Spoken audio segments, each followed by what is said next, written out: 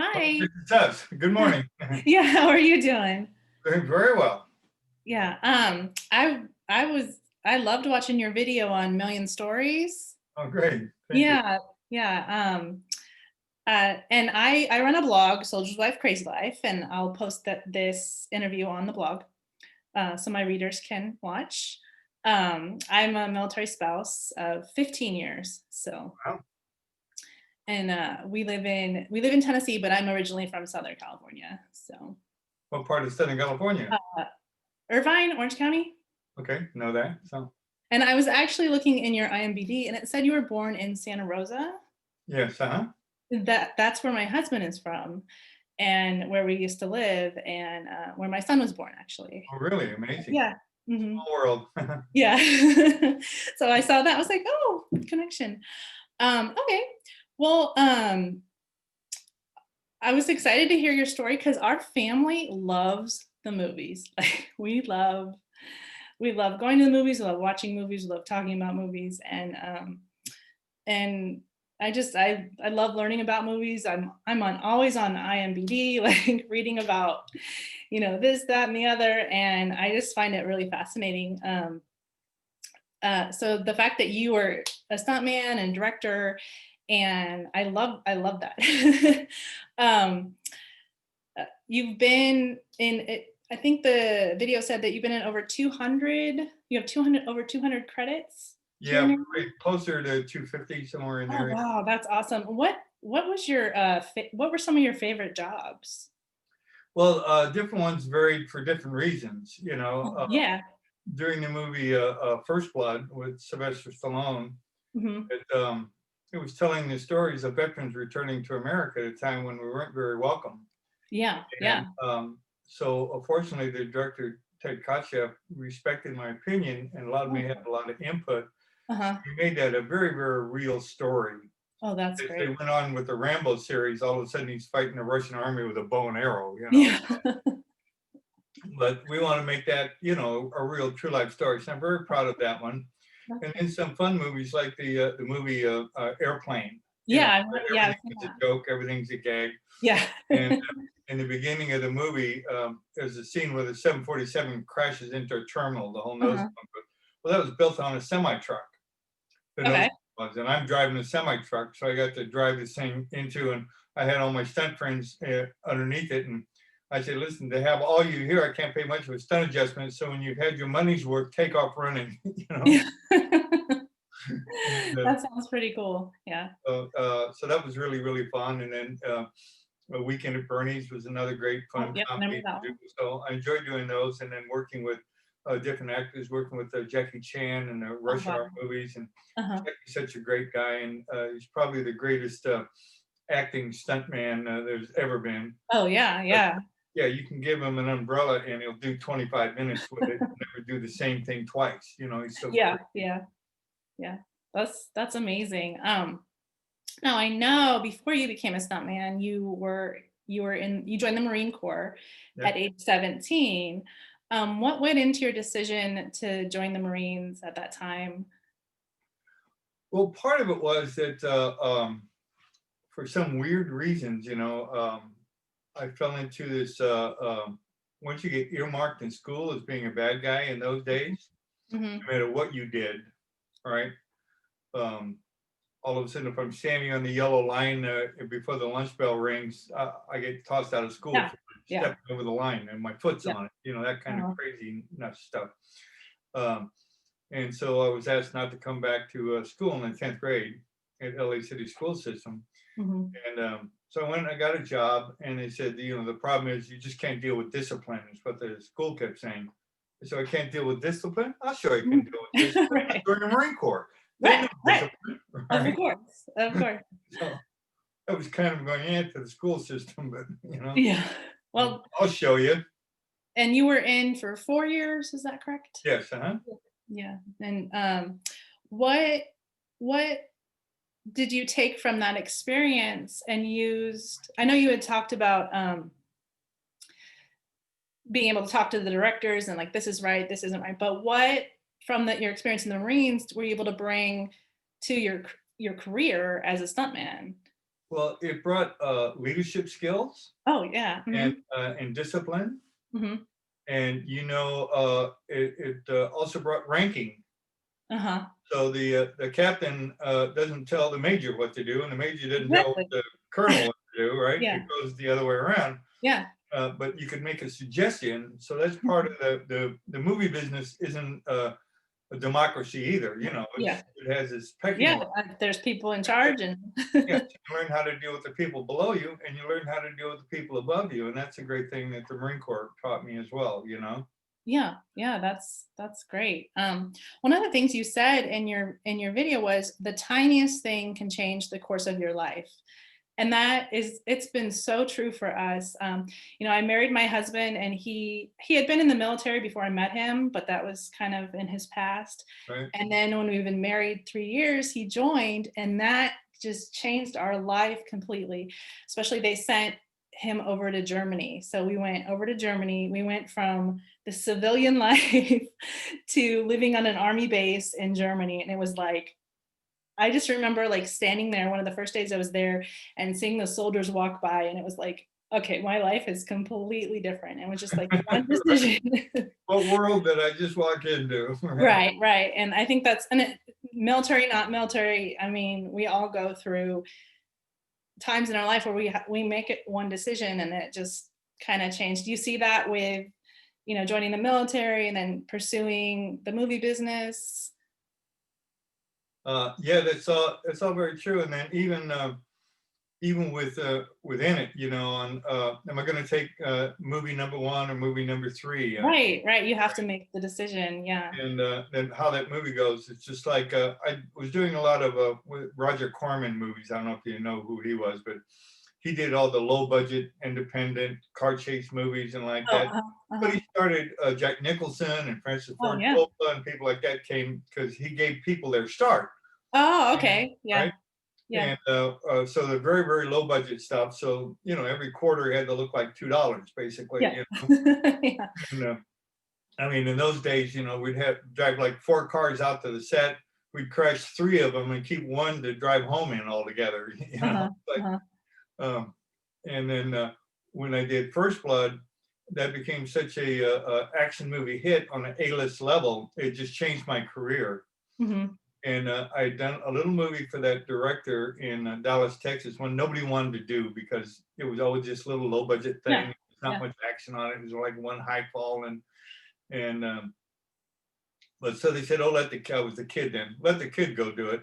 Uh-huh. And I went down there and there was a big scene where a guy he's looking back, he's being chased through the forest. He's looking back over his shoulder and he runs off a cliff and falls in the water below and Mhm. he's knocked unconscious and he's drowning. And then the other guy jumps off to save him, pulls him out and converts him into this Christian cultism thing. Oh, Right? okay. Uh-huh.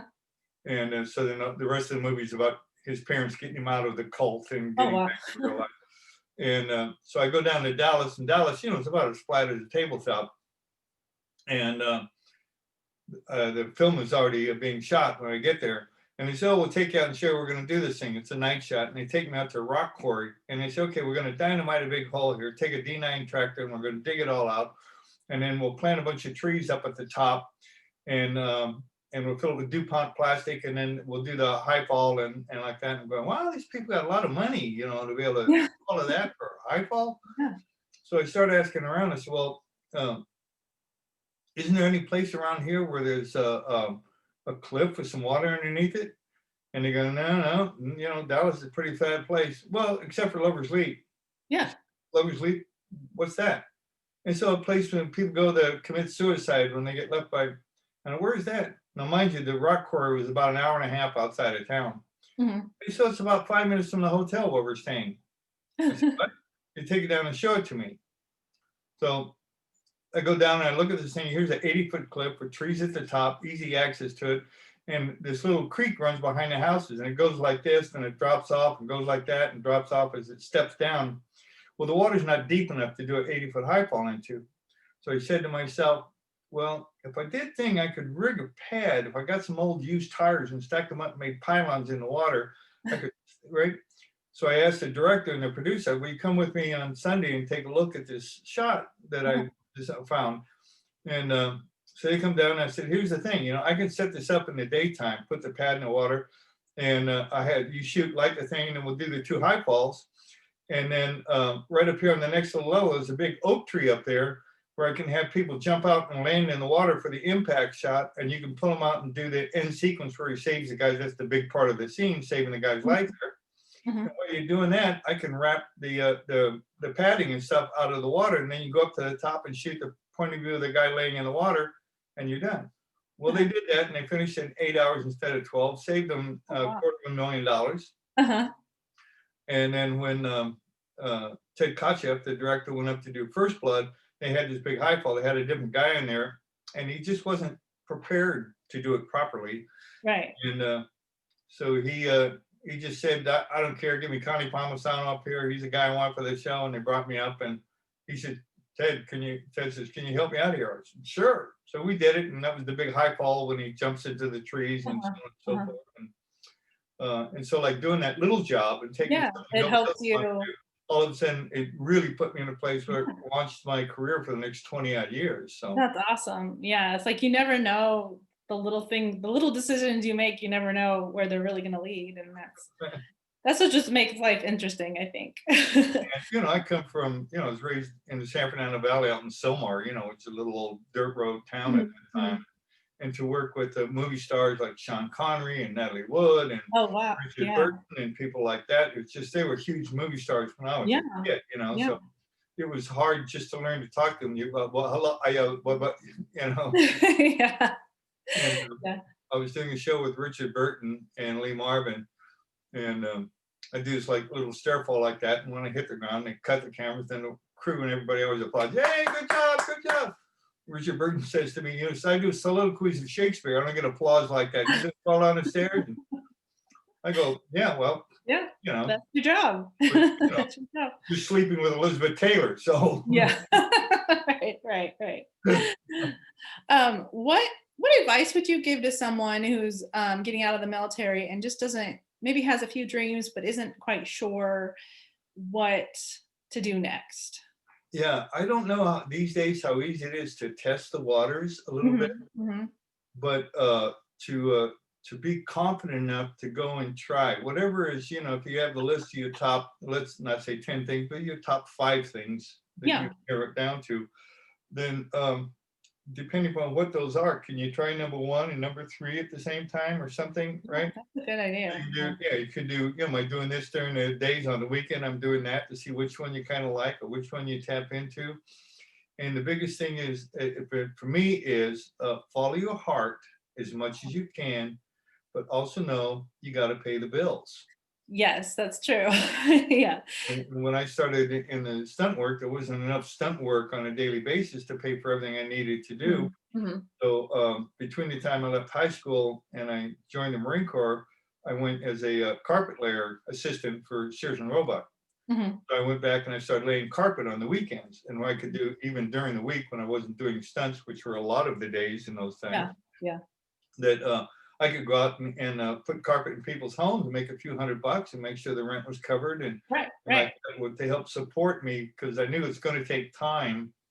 Yeah, it's not going to happen overnight sometimes. So and then it seldom happens overnight. Yeah. And also, once I got in, I set goals. That I always wanted to write and design action sequences in movies. That was my passion with that. And working as a stuntman, you don't get to do that. Somebody else has written it, and you're taking the falls and the lumps. So I said, well, if you really want to get that, I got to work hard, so I know that in 5 years I can become a stunt coordinator. And if I do that really well for another 5 years, then I can get the second unit directing jobs and start doing writing and designing sequences, which I want to do. So I set my goals. Right? In advance, and keep an eye on the end prize, because you seldom walk in and all of a sudden you're just anointed with, I see it, right? Here's the pot of gold. It's just that rarely happens. Yeah. So do that, and then follow your dream, but be smart about it. Make sure you got a backup plan to take care of yourself and your family, whoever else is involved. Right.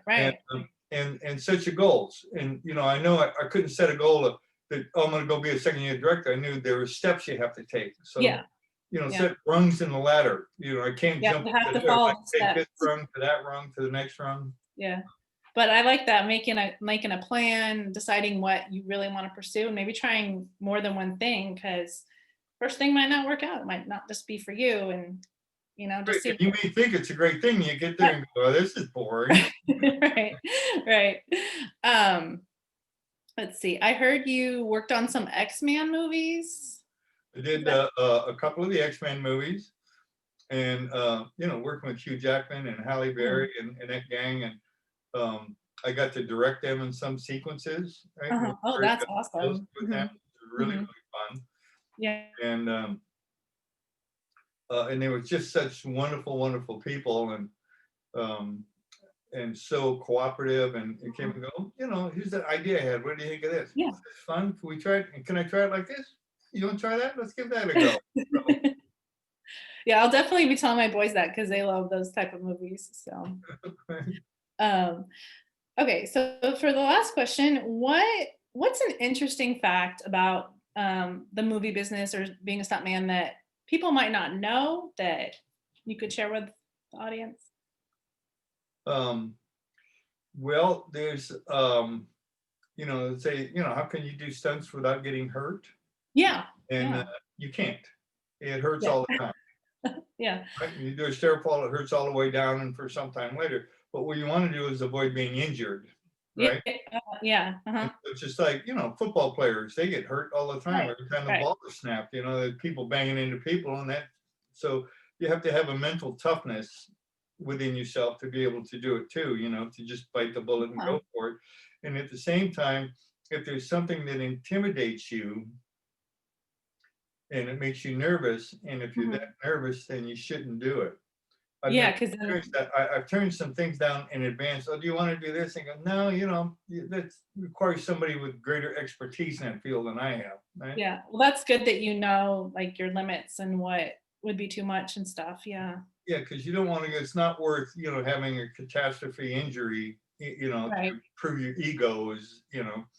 And I was doing a setup one night, and I had this guy doing a high fall into a narrow alleyway and supposed to land on top of a car. And he looked at it in daytime, and he was fine. And we Hmm. got out there, and it was a night shot. By the time we lit it, and all the shadows and everything were in place, and the thing was dark where he's falling into, and he came up to me and he says, "I look at this." He said, "I just don't feel comfortable to do this. Right, right. I don't know what to tell you." Well, we're already there and we're already filming. And in those days, it was pre-cell phones. So I said, "Well, there's a phone booth down on the corner. Go call yourself a replacement. I'll find something to shoot in the Right, meantime." right. And he turned it around, and then another guy came out, and he did the stunt and walked away, and nobody got hurt. And I Yeah, continued to do the guy for years because I knew I could trust him because he told me the truth, even if yeah, it's yeah, inconvenient. yeah.